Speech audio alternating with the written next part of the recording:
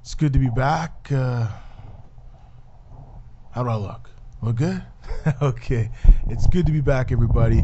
It's been a while. It's been a long time. And it's good to talk some hockey. Congratulations to the Boston Bruins. First time in 39 years, you are the Stanley Cup champions. Congratulations, Tim Thomas, winning the Vezina, winning the Conn Smyth. I tell you right now, you took a page out of Johnny Bower's book, as far as I'm concerned. Congratulations to the Vancouver Canucks getting to the Stanley Cup final. But the only thing that sucked, all those bad things that did happen downtown, those people down there shouldn't have done what they've done. But that's what happens. These sporting events are very dangerous things. And we learned right there. It's just a game, folks. There's no need for you to do that type of stuff. As far as I'm concerned, that's not cool. I've seen a lot of crazy things in this world. One thing I learned when I was a little kid, when I played baseball, when I was real young, sportsmanship. That right there wasn't sportsmanship. You saw it there from the fans. You got to show sportsmanship, go home. Don't stay out there and destroy people's property. That's never cool. So all I got to tell you fans out there, try to stay away from that stuff. It's not cool. You know, I've seen a lot of crazy stuff around the world. They have a reason why they do what they do in those other countries around the world.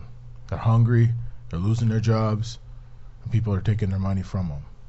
So they have a reason. You didn't have a reason. It's just a game. Remember that. It's just a game. There's a lot more important things in this world than complaining and losing Stanley Cup. I know Stanley Cup's everything, but it's not everything. Just like the World Cup. Life does go on. No, it's not the end of the world if you don't win it. Just gotta remember that, folks. You gotta remember that. Okay, everybody. Let's get down to business. So you guys want to hear some rumors? You guys want to hear some news from today's draft? Okay, now I'm going to give you exclusive, and now let's listen to what we got to hear here.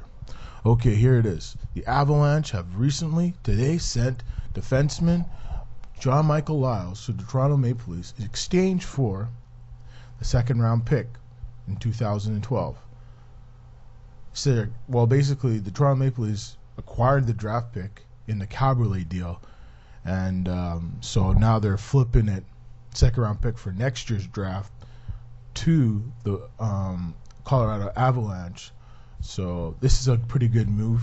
You know, the Toronto Maple Leafs needed a puck-moving defenseman after losing Thomas Cabriolet.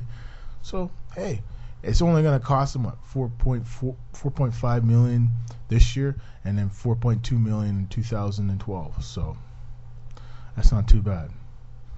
Not too bad. Oh, actually, it's a cap hit of $4.5 million.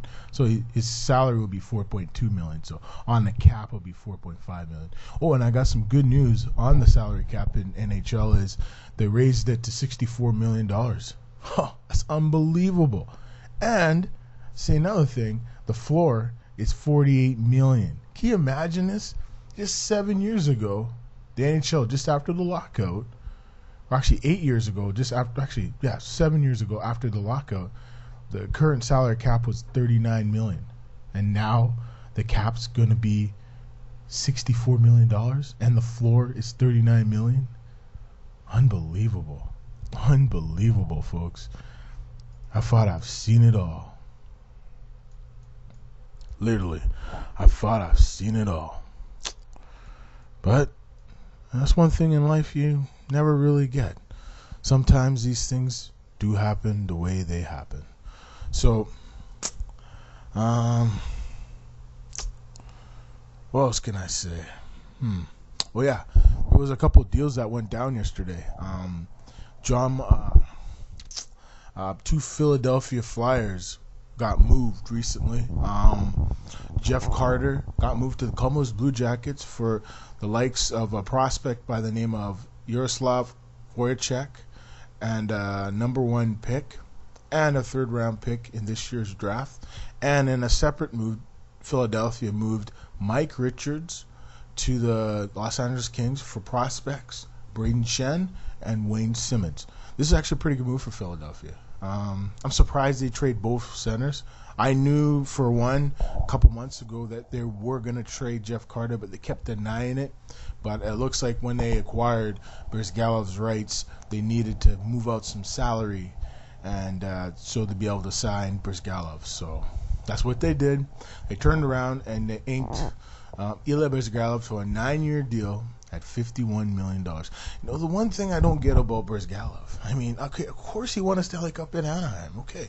But the reason they won that Stanley Cup in Anaheim, they had a great defense, Chris Pronger and Scott Niedermayer. And you had Drieger. I just don't get Ilya Brizgalov. He's played the last 2 years, I've seen him in the playoffs, even in the Olympics, he played so awful. How does a guy get a 9-year contract for playing so bad in the playoffs? I'll never get it. You know, there's a lot of things in this world I'll never get. But that's for one I don't get. It doesn't make any sense. But that's how they do it. You know, there's a lot of things in this world that doesn't make any sense. You know, even the draft yesterday in the NBA, Tristan Thompson going to the Cleveland Cavaliers, that just proves these experts are never right all the time. So let's look at today's draft. Well, we got some good young players coming into the league. Adam Larson's one of them. There's a few other young guys getting into the National Hockey League. So I'm going to give you guys an exclusive couple minutes. Here we go. It's going to be nice. Here we go. Let's hear about the Ryan Smyth saga. Enjoy. Enter now at playnow.com for a free chance to win a seat at the World Series of Poker main event. Now.com, BC's online poker room. Thanks for logging on to TSN.ca. Ryan Rashog alongside NHL insider Darren Drieger on the floor at the XL Energy Center, where in a few hours' time the 2011 NHL entry draft set to get underway. And Darren, the Edmonton Oilers, maybe getting up there, making that number 1 selection for a second consecutive year. We know there's been action on that pick in the past. Right. We've heard Tambellini's been very busy on his phone. Anything change on that front, you think? I don't, and it sounds like there has been a great deal of conversation that Steve Tambellini has been involved with over the past several weeks, and obviously that intensifies once you get here and into Minnesota and ultimately in the next couple of hours on the draft floor. But the managers who are talking to Steve Tambellini aren't getting any sense that he's willing to flip that. And there have been names bandied about. We know that Dale Talon earlier in the day talked about a conversation he had with Tambellini that was 3-4 weeks ago about the possibility of flipping that pick, and not much has changed since then. So it doesn't seem likely that Edmonton will consider moving that draft pick. And we think David Booth maybe potentially or Stephen Weiss. Weiss part of that package. So the Oilers obviously placing a premium on this. We do know that their scouting meetings wrapped up. Complete consensus among all the Oilers scouts on who the number 1 pick should be. I think we both feel that will be Ryan Nugent-Hopkins. The other thing where the Oilers are concerned, we're keeping an eye on, is Ryan Smyth. Yeah. We've heard Winnipeg, we have heard Calgary, we have heard Edmonton. Most recently we heard that maybe it was heating up with Calgary, and now maybe Edmonton getting a little bit back more into the mix. Yeah, this is a developing story, literally minute by minute. Ryan Smyth has not waived his no trade. He's waiting. His preference, of course, would be to return to Edmonton, where he spent 12 seasons, to play out the final year of the existing contract that he has, a better than $6 million in cap space. We know that Calgary has a keen interest. Calgary's put a package of draft picks on the table, at least that's what we're led to believe.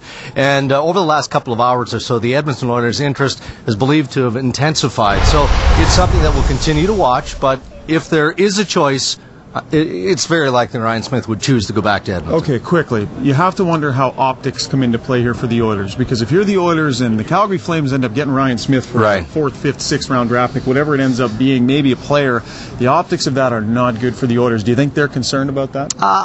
Probably, because the fan reaction would be negative. There's no question about that. There would be an undertone of fans who say, why did you let this happen? And unfortunately for Steve Tambellini, the general manager, he'd feel the brunt of that. But this organization has made the right decisions over the past couple of seasons in transition in this rebuild, and they must be wrestling a little bit with the fact that he's a 35-year-old hockey player who still will make $4.5 million in hard cash. want to clarify, Ryan did request a trade specifically back to the Edmonton Oilers. Edmonton very much front and center in a number of ways here on the draft floor at the XL Energy Center in Minnesota. Thanks for logging on to TSN.ca. Ryan Rashog along with TSN hockey analyst Craig Button here on the draft. Well, special thanks to everyone at TSN, and a special thanks to all of you. You know, the NHL draft is always special. Now I got the name of that is going to be the number one pick, Thomas, or oh my gosh, I have to go check the name again. But here's some funny name. He played for the Red Deer Rebel.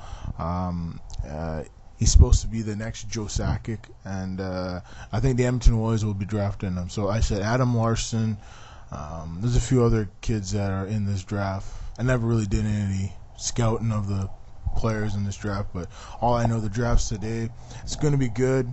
Only thing I really do keep track of is trades, and I'm hearing actually Vancouver fans out there around the world and across British Columbia that the Corey Schneider trade rumors are starting to heat up. There's a possibility he could get moved tonight, and there's a possibility he gets moved in the summer, or he doesn't get moved at all. Vancouver, watch out this summer. They're going to go look for a big left winger to go play with Ryan Kessler, because Kessler really does need some wingers that can play with him. So Paul Correa, I'm throwing a name out there. I think he'd be a perfect fit to play with Kessler. I think that guy could still go. Watch out for Philadelphia with Jaromir Jagr. Philadelphia got money now, so don't be surprised if they go sign Jaromir Jagr. Watch out for Brad Richards to head to probably the Los Angeles Kings, or don't be surprised if the Buffalo Sabres get involved with the Brad Richards situation. The owner in Buffalo is a funny character, so you never know. It's a funny game. Winnipeg has money. They might go out and shop for some players. Don't forget the richest person in Canada, David Thompson, is part owner of that team. So you never know. Anything's possible in this game, and just keep watching. We'll see you next time, everyone. Bye-bye.